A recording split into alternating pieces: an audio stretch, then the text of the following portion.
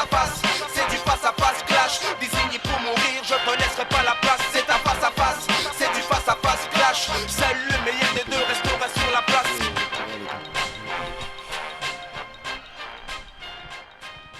Vous le savez, Mayotte est en crise avec ces coupures d'eau et cette période de sécheresse, cette gestion de l'eau calamiteuse. La question est simple, messieurs. Faut-il substituer, dans ce système de gestion de l'eau, le privé à l'État ? Non, je crois pas. C'est suffisamment important, la gestion de l'eau. L'eau, c'est la vie. Le privé, une boîte privée est là pour faire de l'argent, ce qui est normal, comme n'importe quelle société privée. L'État, a priori, n'a pas cette vocation. L'État, sur le papier, a pour vocation le bien, le bon fonctionnement, le bien-être de chaque citoyen. La continuité du service public. Notamment.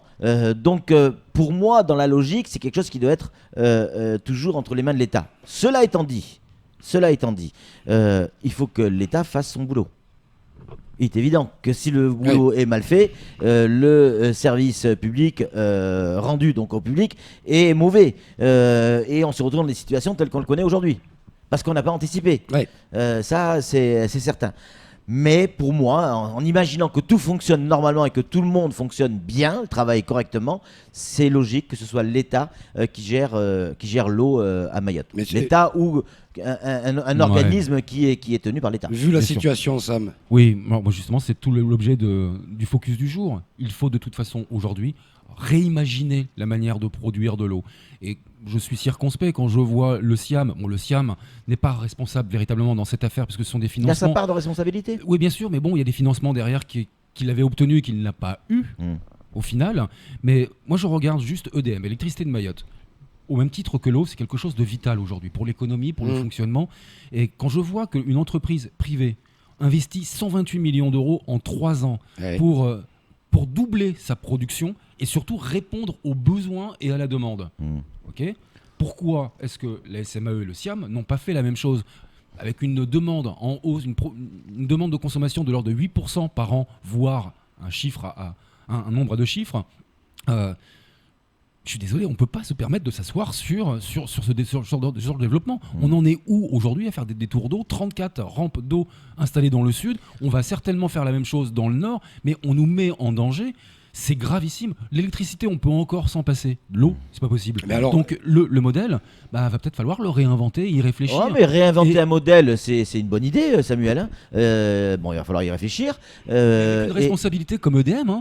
Le EDM, c'est une société qui a une responsabilité, qui a une mission de service public. C'est la plus grosse boîte de France. Ça a été l'État pendant je sais pas combien d'années, avec un fonctionnement qui ressemble, et il faut le reconnaître, qui ressemble vraiment à un fonctionnement de fonctionnaires.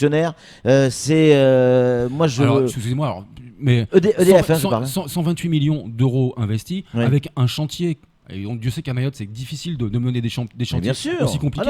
Ils étaient dans les délais, ça a été super bien fait. Bien sûr. Là, ils nous mettent une nouvelle ligne de 90 000 volts pour relier le sud. Franchement, c'est comme le GSMA, le BSMA maintenant.